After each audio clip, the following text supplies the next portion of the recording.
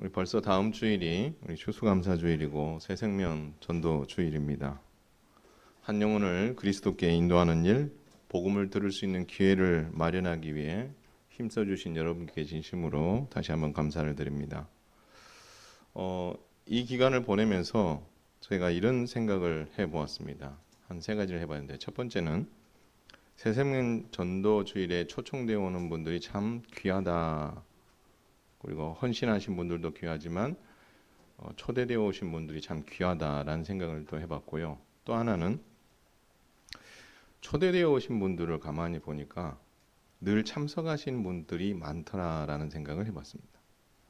그리고 세 번째 이런 생각을 했어요. 초대되어 오신 분들이 늘 오시지만 왜 믿지 않을까? 그러면서 이런 의문이 들었습니다. 그분들에게 영적인 변화가 일어나고 있는 건 맞을까? 이런 생각.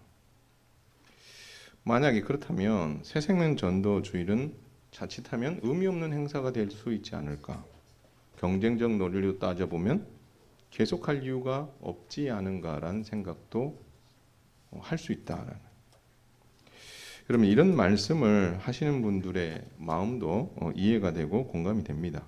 매년 새생명 전도주일을 지키지만 변화가 뚜렷하게 보이지 않아 아쉬워서, 안타까워서 하시는 말씀인 것 같아요. 그런데요, 또 달리 생각해 보면 사단의 권세 아래 있는 자들을 예수님 믿고 그리스도께로 인도하는 일이 참 쉽지만은 않은 일이며 전적인 하나님의 은혜가 필요한 일이다라는 생각들을 다시 한번 해보게 되었습니다. 하지만 오늘 말씀을 통해서 하나님의 일하심을 우리가 믿고 전도하는 일을 절대 포기하지 않는 은혜가 임하기를 주님의 이름으로 축원을 드립니다. 그래서 오늘 핵심 메시지를 한번 따라서 하겠습니다. 더디더라도 하나님께서는 죽은 한 영혼을 살리기 위해 큰 소리로 따라한다. 지금도 일하고 계십니다. 믿으시기 바랍니다. 네. 어느 날이었습니다. 니고데모라는 사람이 사람들의 눈을 피해서 예수님을 찾아왔습니다. 그도 그럴 것이 그는 바리새인이었고 성경에 보니까 유대인 지도자라고 되어 있고 또 다른 성경을 보니까 사내들인 공회원이다라고 기록하고 있습니다. 아주 좀 특별한 어떤 신분을 가지고 있기에 쉽게 누군가를 만나는 것 늘 조심스러웠던 것 같습니다. 그것도 그럴 것이 그 당시 사내들인 공회는 예수님을 아주 주목하고 요주의 인물로 이렇게 항상 이렇게 지켜보고 있었거든요. 그런 예수님을 만나려고 하니 자신의 행보가 다른 사람에게 알려지는 것, 드러나는 것이 꺼려졌을 게 분명합니다. 사실 예수님이 그 당시에 어느 정도로 유명했냐면 예수님께서 가나 혼인잔치 집에 가셔서 물을 포도주로 바꾸는 첫 번째 표적을 행하셨고 그 일이 이제 사람들에게 알려지기 시작했습니다. 근데 본격적으로 예수님께서 알려지게 된 계기를 요한복음은 이렇게 기록합니다. 예수님께서 6월절에 사내들인 공회원들의 주 활동 무대가 어디죠? 예루살렘 성전입니다. 그래서 예수님께서 예루살렘 성전에 올라가셔서 소나 양이나 비둘기 파는 사람들을 보고 또 돈을 바꾸는 사람들을 보면서 예수님께서 노끈을 채찍으로 만들어서 소와 양들을 성전에서 내쫓아 버리셨습니다. 그리고 돈 바꾸는 사람들의 돈을 쏟아버리셨을 뿐만 아니라 상을 둘러 엎으셨습니다. 너무 과격한 그런 행동을 하는데 누구 하나 제재하지 않았습니다. 자, 그런 가운데 예수님께서 이런 말씀을 하십니다. 내 아버지의 집으로 장사하는 집을 만들지 말라. 이 말씀을 하십니다. 구약의 말씀을 가져오셔서 내 아버지의 집을 장사하는 집으로 만들지 말라. 여기에다가 아주 충격적인 이야기를 합니다. 이 성전을 헐라. 사흘 동안에 내가 일으키겠다라고 이야기합니다. 그래서 사람들이 말합니다. 아니 이 성전 짓는데 지금 46년 걸렸는데 이것을 허무는 데만 해도 몇 년이 걸릴 줄 모르고 이것을 다시 세우는데 여러분 이만큼의 시간만큼 또 걸릴 건데 예수님은 3일 만에 일으키겠다라고 말씀하십니다. 이것은 예수님께서 십자가에 죽으셨다가 3일 만에 부활하실 것을 미리 예고한 이야기지만 사람들은 그것을 이해하지 못했습니다. 정말 사람들이 생각하지 못한 메시지를 던진 거잖아요. 내 아버지의 집으로 장사하는 집으로 만들지 말라. 이 성전을 헐라. 내가 사흘 동안에 다시 일으키리라. 근데 중요한 것은요. 예수님께서 이 성전에서 채찍으로 양과 소를 쫓아내고 또 돈 바꾸는 사람들의 돈을 어떻게 해요? 쏟아 엎으시고 상을 둘러엎는 이 모든 광경, 사람들이 이해하지 못하지만 주님께서는 하나님의 뜻과 계획을 선포하시는 이 모든 장면을 6월절이니까 이 당시에 디아스포라 유대인들, 그러니까 다른 지역에 살고 있던 유대인들이 다 어디로 지금 몰려 있어요? 예루살렘에 지금 몰려 있는 거거든요. 평상시보다 10배 이상 많은 사람들이 몰려 있는 상황에서 예수님께서 행하신 이 모든 일들을 이 유대인들이 보고 또 성전을 주 활동 무대로 삼고 있는 산헤드린 공회원들이 이 장면을 목격하게 되었다라는 겁니다. 근데 중요한 것은 이 일로 인하여서 반응이 두 가지로 딱 나뉩니다. 산헤드린 공회는 예수님을 주목하면서 쟤 더 이상 놔둬서는 안 되겠다. 이렇게 주목하게 됩니다. 요즘으로 말하면 산헤드린 공회에게 예수님께서 뭐 하신 거예요? 찍혔어요.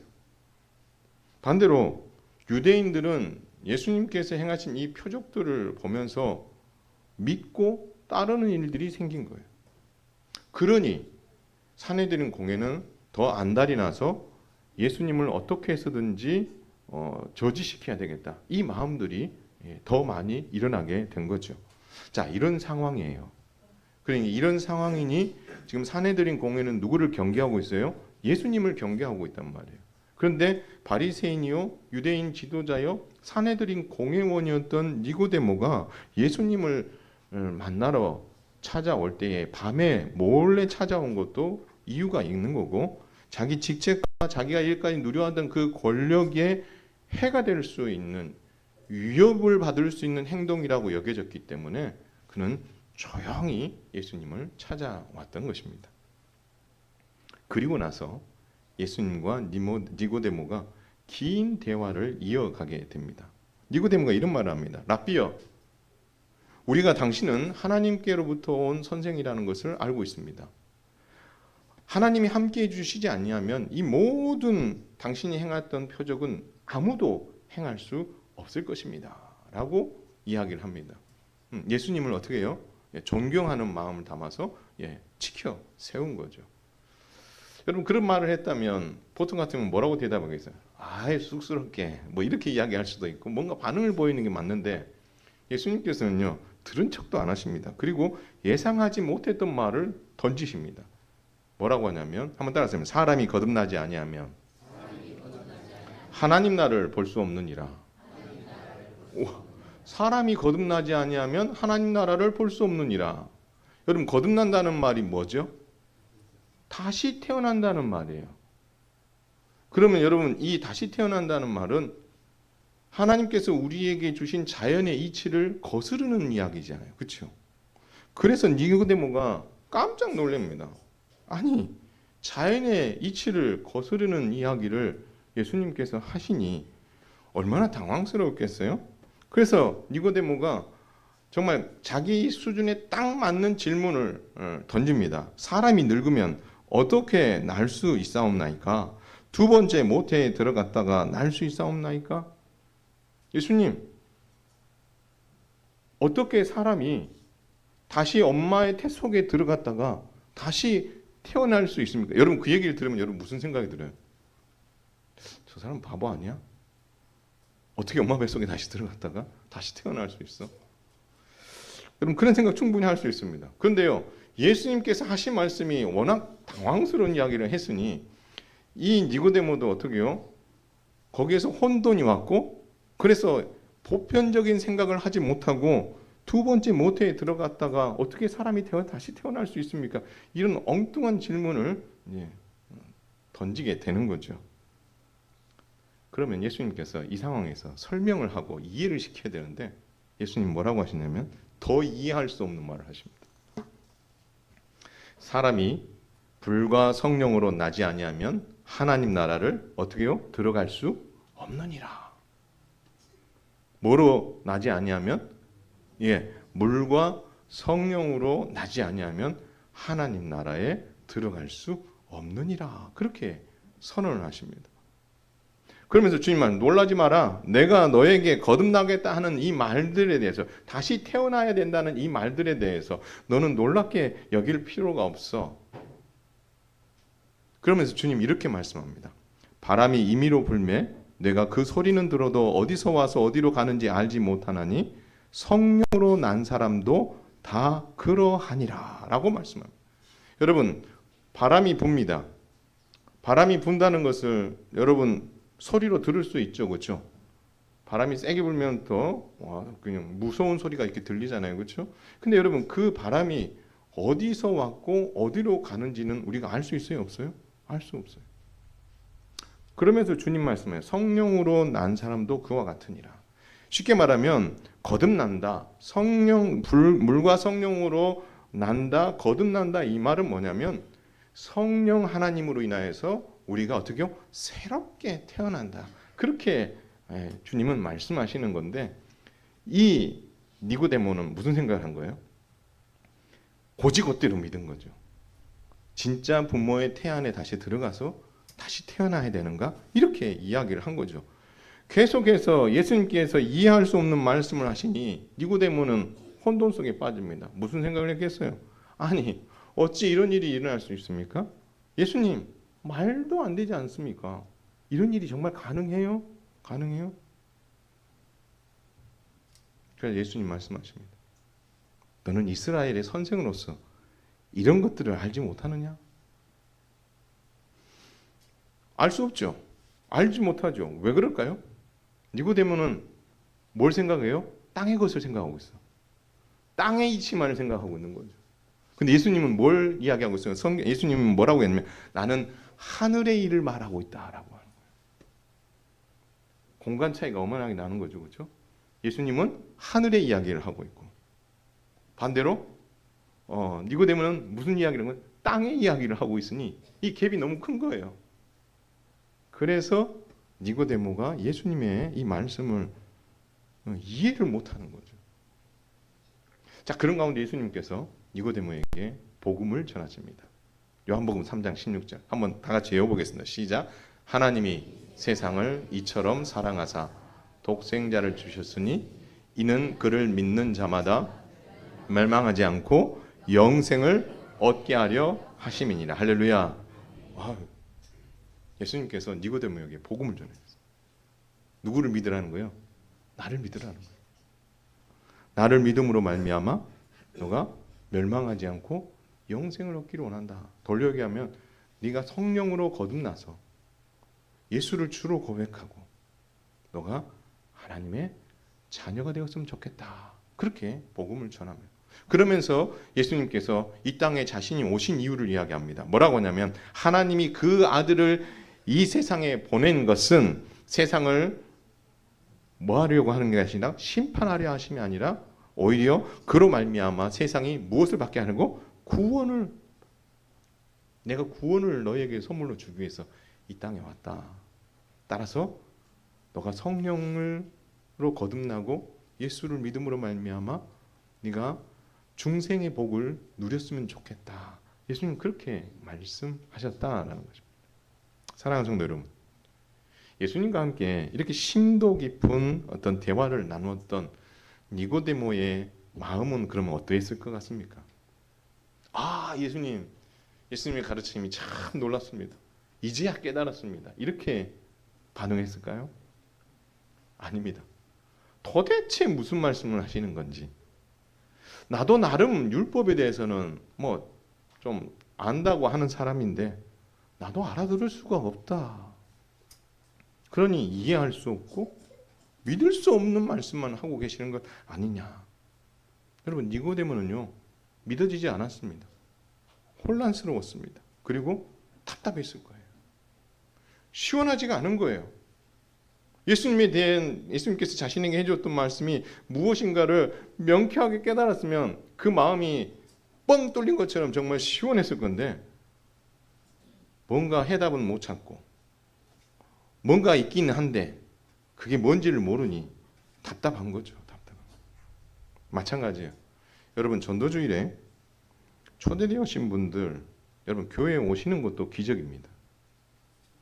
그리고 예배에 참석하는 것도 기적이에요. 복음을 듣는 것도 기적이에요. 그러나 입장을 한번 바꿔놓고 생각해보세요. 초대받은 분들의 입장에서 한번 생각해 보시면 얼마나 힘들겠어요. 일단은 교회 잘 안 오시다가 오시니 얼마나 이 분위기가 어색하시겠어요. 또 예배라는 것을 드리다 보니 본인들은 이제 자신들이 믿는 어떤 종교가 있으면 그 종교가 하던 어떤 습관들이 있을 텐데 그거하고 전혀 다른 어떤 예배라는 것을 또 드리니 얼마나 불편하겠습니까? 근데 더 불편한 게 뭘까요? 생소한 단어들이에요. 구원이라는 표현, 거듭남이라는 표현, 죄라는 표현, 복음이라는 표현, 회개라는 표현, 믿음이라는 표현, 용서라는 표현, 속죄라는 표현, 뭐 이런 표현들은 세상에서 잘 쓰는 표현들이 아니거든요. 마치 외국에 나와가지고 혼자 한국말 하고 있는 듯한 느낌? 알아들을 수 없는 이야기들만 계속 막 이렇게 하고 있으니 앉아있는 초대받은 분의 마음은 어떻겠어요? 얼마나 답답하겠습니까? 여러분, 외국 가셔서 영어가 안 돼가지고 힘들으셨던 경우 있으시죠? 그렇죠? 한국 같았으면 막 그냥 막 하고 싶은 말이 막 잘잘잘 나올 것 같은데 영어가 안 되니까 막 아우 말은 이렇게 해야 되는데 문법이 이게 맞나? 막 이런 생각하면서 말이 안 나올 때 얼마나 답답합니까? 그거하고 똑같은 거예요. 거기다가 이분들이 정말 불편한 말을 들을 때 이 불편함은 더 커집니다. 그 말이 뭘까요? 예, 당신은 죄인입니다. 여러분, 이 말을 들으면요 정말 거슬리는 거죠. 그렇게 이야기하시는 분들도 있습니다. 그러니 여러분, 이런 생소한 표현들을 들어야 되죠.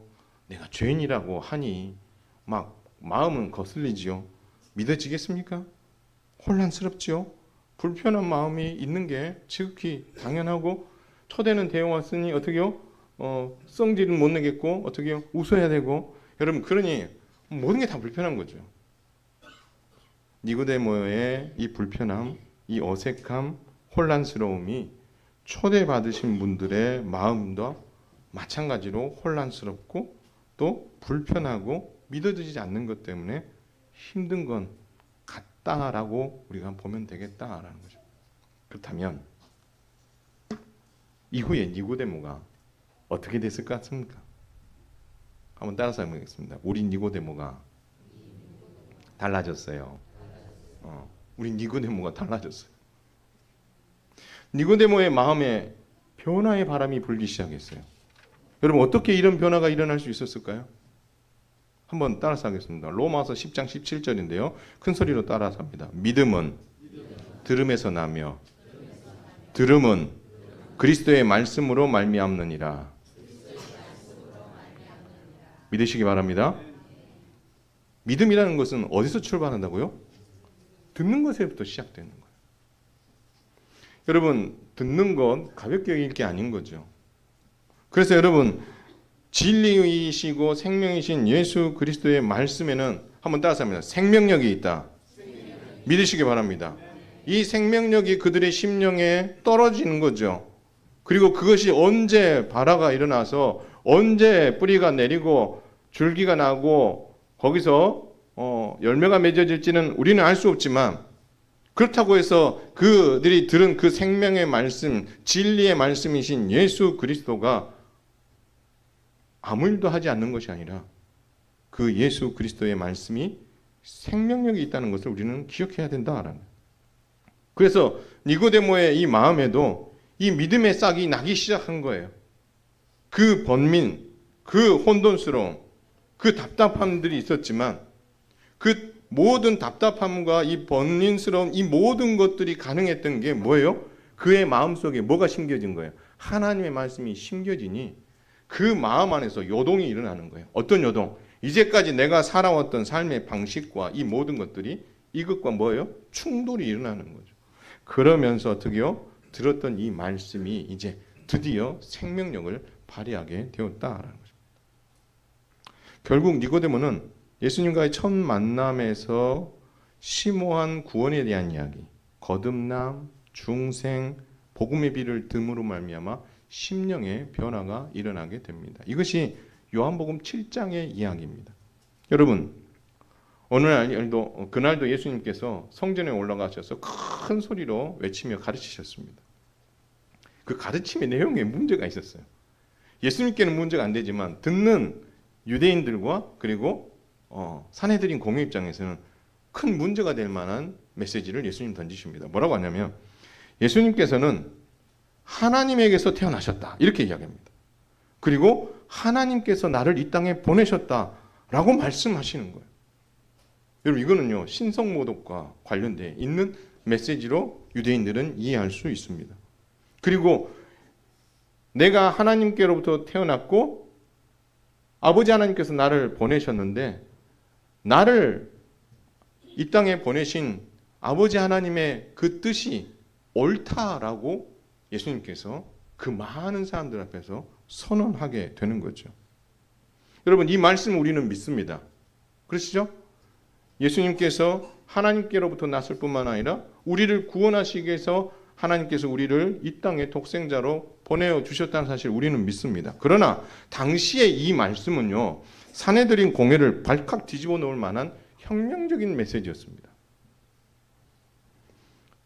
중요한 것은 뭐냐면 산헤드린 공회원들은 이것을 혁명적인 메시지로 받아들이면서 예수를 더 이상 놔두면 안 되겠다라는 생각들을 한 반면에 유대인들, 백성들 사이에서는 예수님에 대한 이야기가 설왕설래하면서 논쟁이 벌어지기 시작했어요. 예수가 누구냐? 어떤 사람은 말합니다. 참 선지자다. 어떤 사람은 말합니다. 그리스도다. 어떤 사람은 메시아다. 이야기하면서 서로 어떻게 해요? 예수님에 대한 생각들이 분분하면서도 이 산헤드린 공회가 입장에서 봤을 때는 이거 더 이상 이런 이야기들이 이 백성들 사이에서 오고 가는 것들은 우리를 위협하게 만드는 것이다. 그렇게 판단을 하게 된 거죠. 그래서 결국 예수님을 잡아오라고 명령합니다. 잡아왔을까요? 안 잡아왔을까요? 못 잡아왔어요. 성경은 말합니다. 아직 때가 되지 않았다라고 말씀하시고 결국 실패합니다. 근데 설상가상 산헤드린 공회 안에서도 의견이 분분한 거예요. 의견이 달라요. 예수님에 대한 생각이 다른 거예요. 그 생각이 다른 것의 중심에 누가 서 있을까요? 니고데모가 서 있었어요. 여러분 예수님을 잡으러 갔던 사람들이 돌아와서 보고를 합니다. 우리가 그의 이야기를 들었는데 세상에서 그런 얘기를 하는 분은 제가 처음 봤어요. 그렇게 이야기하는 거예요. 그러니까 이 사람들도 그 메시지를 듣고 예수님께 홀딱 빠진 거죠. 그래서 흔들린 거예요. 그래서 자기들이 예수를 잡으러 갔다는 것을 잊어버리고 잡아오지 못했을 뿐만 아니라 그냥 돌아온 거예요. 그리고 나서 그 사실 그대로 이야기한 거죠. 그러니 산헤드린 공회 입장에서 말씀 예수님을 두둔하는 거 아닙니까? 그렇죠? 그러니까 이 바리새인들이 흥분을 해가지고 너희도 미혹된 거 아니냐 하면서 막 난리를 치는 거예요. 소리치며 다그치며 흥분해 있는 중에 니고데모가 한마디를 툭 하고 던집니다.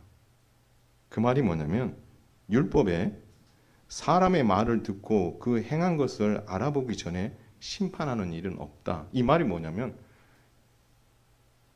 율법을 딱 갖다 들이대는 거죠. 흥분하지 말고 이야기 한번 잘 들어봐. 율법을 한번 잘 살펴봐.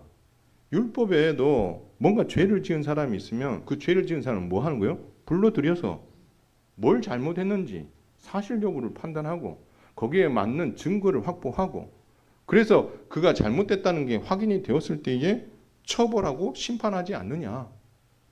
너희는 지금 들어온 그 보고 내용만 단순히 듣고 지금 설레발을 치고 있는 건데 이것은 합당하지 않다. 율법대로 해라. 이렇게 이야기를 하는 거죠. 그러니 여러분 흥분하고 있던 바리새인이 그 얘기를 듣자 어떻게 했을까요? 더 흥분해갖고 너도 그리스도의 제자냐라고 하면서 어떻게요? 흥분지수를 높이는 그런 상황에 이르게 되었다. 결국 이걸 달리 말하면 율법을 들어서 예수님을 니고데모가 두둔하게 되는 거죠. 니고데모의 심경에 뭐가 일어난 거예요? 변화가 일어난 겁니다. 이것이 하나님의 은혜고 하나님의 역사인 줄 믿으시길 바랍니다. 니고데모의 구원을 위해서 하나님께서는 계속 뭐 하셨어요? 일하셨던 것이다 라는 사실입니다. 여기서 끝나지 않습니다. 산헤드린 공회원이었어요. 니고데모는. 그러면 산헤드린 공회원이었기 때문에 어떤 재판을 다 지켜봤을까요? 예수님께서 십자가를 지시는 그 첫 번째 산헤드린 공회 재판부터 시작해서 빌라도 재판까지를 다 그가 목격하게 됩니다. 내가 하나님의 아들 그리스도다라는 대제사장의 질문 앞에 그렇다라고 대답하시는 예수님의 모습을 보았고요. 그 대답에 대해서 이건 신성모독이다라고 결정을 내리고 이거는 사형에 합당하다라는 판결을 내리는 그 과정에 어떻게요? 니고데모가 있었던 것입니다. 그리고 빌라도 재판을 그는 계속 지켜봅니다. 그리고 빌라도가 결국에 십자가 처형을 결정하는 그 장면에도 그가 있었을 뿐만 아니라 예수님께서 십자가에 못 박히시는 장면을 보았고 달리는 장면을 보았고 고통스러워하는 면을 보았고 마지막에 다 이루었다 선언하고 죽으시는 그 장면을 끝까지 목격했던 사람이 누굽니까? 니고데모였어요. 근데요, 니고데모가 달라졌다라는 그 이야기가 그 이후에 19장 끝부분에 나오게 됩니다. 여러분, 예수님이 죽으셨어요. 예수님을 이제 장사 지내야 돼요. 무덤이 없어요. 이 무덤이 없을 때에 이 문제를 해결하기 위해 등장한 두 사람이 있습니다. 한 사람은 아리마대 사람 요셉입니다. 그를 어떻게 표현하고 있냐면 그는 예수의 제자였다고 합니다. 그러나 두려워서 숨기고 있었다라고 이야기합니다. 근데 지금 어떻게 해요? 전면에 나타난 거예요. 커밍아웃을 한 것이요. 유대인처럼 살았지만 그 마음에 누가 있었어요? 예수님이 있었고 예수의 제자라는 생각을 가지고 있었는데 혹여나 자기가 어려움을 당할까 봐 숨기고 있었던 그가 그것을 어떻게 해요? 커밍아웃 한 거죠. 나는 예수의 제자다. 그리고 빌라도를 찾아가서 예수님의 시체를 달라 장사하기 위해서 허락을 받아서 가지고 나옵니다. 시신을. 그리고 나서 그 다음에 누가 등장하면 니고데모가 등장합니다. 니고데모가 예수님의 시체를 딱 가져오자 모략과 침향과 같은 향품을 미리 다 가져왔다가 유대인의 장례법에 따라서 향품과 함께 세마포로 싸서 새 무덤에 예수님의 시신을 두는 헌신을 하게 되었다라는 거예요. 이런 마음이 아니에요. 나한테 그런 얘기를 하더만 결국 이 꼴이 났네. 그나마 내가 안면이라도 있으니까 이런 거라도 해주겠다. 이런 마음이 아니었어요. 그는요. 첫 번째 만남, 두 번째 예수님을 두둔한 일, 그리고 십자가 처형을 위한 첫 번째 산헤드린 공회 재판과 빌라도 재판과 십자가에 죽으시는 그 모든 과정을 보면서 그의 심령에 뭐가 일어난 거예요? 변화가 일어난 거예요. 예수님이 누구시다? 그리스도시다. 예수님이 메시아이시다. 구원자이시다는 사실을 그가 명확하게 알게 됨으로 말미암아 결국 산헤드린 공회의 원이었던 그가 쉽게 말하면 아리마대 요셉이 커밍아웃 했던 것처럼 니고데모도 어떻게 해요? 커밍아웃 한 거죠. 내가 누구의 제자다? 예수의 제자라는 것을 커밍아웃 하는 거죠. 사랑하는 성도 여러분, 생명력 있는 예수님의 말씀을 들은 니고데모는 산헤드린 공회원이라는 신분을 뛰어넘어 예수님을 믿는 데는 많은 시간이 소요되었지만 하나님께서는 니고데모의 구원을 위해 일하시는 수고를 멈추지 않으셨다는 사실을 믿으시기 바랍니다. 어떻게 보면은 니고데모의 그 어떤 첫 만남 이후에 그 마지막 예수님의 시신을 이렇게 처리하는 그 과정의 그 시간 동안 그는 산헤드린 공회원이라는 그 옷으로 자신을 이렇게 가리고 있었을 수도 있습니다. 그래서 그에게는 어떠한 변화도 일어난 것이 않은 것처럼 보일 수 있습니다. 그러나 그 와중에도 누가 일하셨어요? 성령 하나님이 일하시고 예수님께서 일하셔서 하나님이 일하셔서 그의 구원을 위해 우리 하나님은 절대 멈추지 아니하시고 일을 하셨다라는 것입니다. 그리고 여러분 그 만남과 그리고 예수님의 장사를 마무리하는 그 과정 속에 일어났던 그 과정들은 무의미한 시간들이 아니었습니다. 자신이 이제까지 믿어왔던 그 신앙과 가치관과 충돌됐기 때문에 그는 번뇌할 수밖에 없었어요. 내가 믿는 바하고 예수님이 가르치는 바가 충돌이 되는데 여러분 생각이 복잡하지 않았겠어요?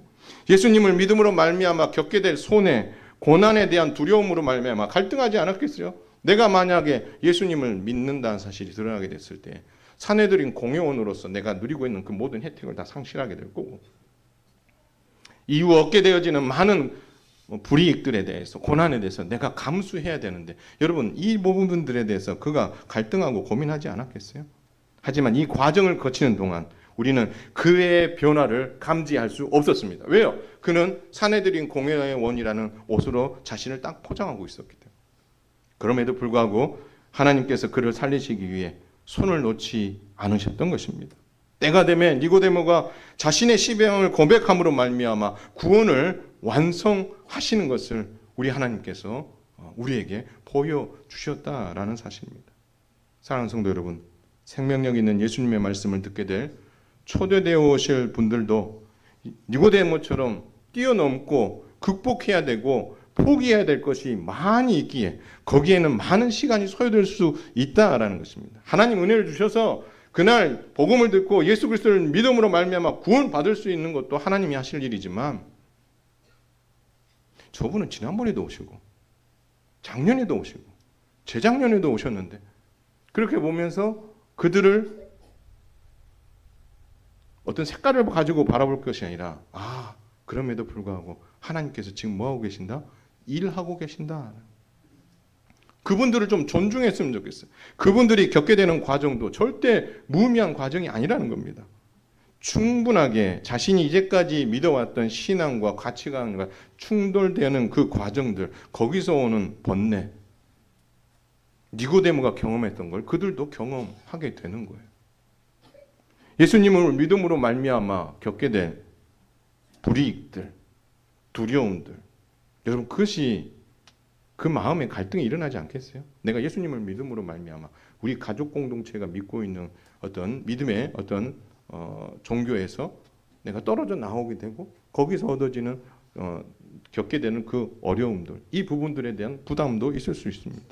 또 이제까지는 내가 주인처럼 살면서 살아왔는데 누릴 거 다 누리면서 살아왔는데 예수님이 나의 주인이 됨으로 말미암아 그것을 포기해야 한다. 여러분 이 포기가 지금 예수님을 믿고 살아가는 여러분도 그것이 포기가 잘 안 되는데 처음 오신 그분에게 그것을 요구하는 게 여러분 쉽기는 하는 일입니까? 시간이 드는 거죠. 그러나 기억해야 될 거, 하나님께서는 그들의 구원을 위해 일하시고 수고하시는 그 수고를 결코 멈추지 않으신다는 사실을 믿으시길 바랍니다. 예.